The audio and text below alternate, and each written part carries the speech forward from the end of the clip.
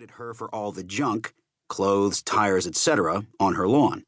Nonetheless, a local financial institution with the cover-your-wallet name of Integrity Funding LLC gave her a mortgage, valuing the house at about twice what a nearby and comparable property sold for. Integrity Funding then sold the loan to Wells Fargo and Company, which sold it to HSBC Holdings plc, which then packaged it with thousands of other risky mortgages and offered the indigestible porridge to investors. Standard & Poor's and Moody's Investors Service took a look at it all, as they are supposed to do, and pronounced it AAA.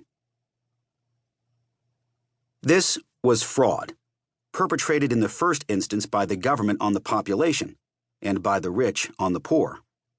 The borrowers were, of course, complicit in some cases, taking out mortgages they never had a hope of paying down. In many more, they were simply naive, gullible, open to pressure, credulous, and hopeful. Something might turn up. They took the assurances of lenders that housing prices always rise, that bad loans can always be refinanced. They were attractive to lenders for all of these reasons, and because they had nothing to lose. A borrower with nothing to lose will sign papers that another will not. A government that permits this to happen is complicit in a vast crime. As in 1929, the architects of disaster will form a rich rogues gallery to go shooting in. The old objectivist, Alan Greenspan, was intermittently aware of impending disaster and resolutely unwilling to stop it. The Liberals banker, Robert Rubin, had a reputation for fiscal probity eclipsed by catastrophic complacency at Citigroup, where he was paid $115 million and maintained silence, so far as we know. There will be Phil Graham, of whom in April 2008, The Washington Post wrote that he was the sorcerer's apprentice of financial instability and disaster. The Post was quoting me. Reached on the phone, Graham denied it. There will be Lawrence Summers, impassioned advocate of the repeal of the Glass-Steagall Act in 1999, bounced from Harvard's presidency to Obama's White House. A man whose reputation remains to be rebuilt or buried by events. And Bernard Madoff. The wreckage of bloated reputations is part of the fun of a crash, at least in deep retrospect. And in the renewed prosperity of the 1950s and later years, my father and history were generally content to leave matters there. Of the figures here told of, Charles Mitchell and Samuel Insull were acquitted, Ivar Kruger committed suicide, and only Richard Whitney entered Sing Sing.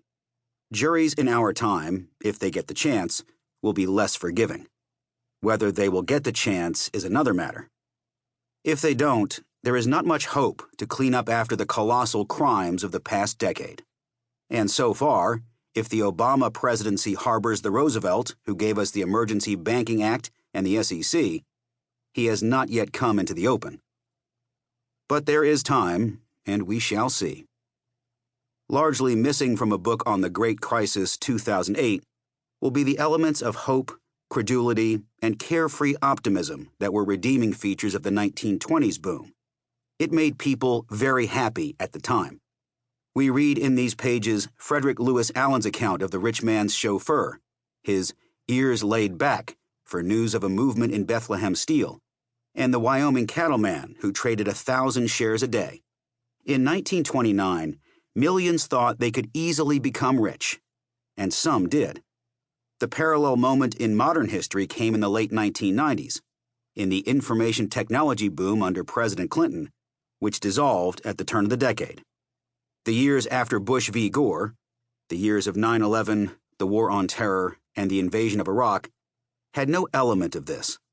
The masseuse who put her life savings into Madoff's hands wasn't trying to get rich. She was hoping only for a safe and steady return. Millions of others, who took out mortgages, were asking for even less. They were not, in the main, speculators. What they wanted, most of all, was just what everyone else already had, a home of their own. The trouble for them was, there was no way to get one without making a speculative bet. Now they are losing their homes by the millions. An American tragedy, as families double up, move to rentals, crowd into motel rooms or their cars, or spill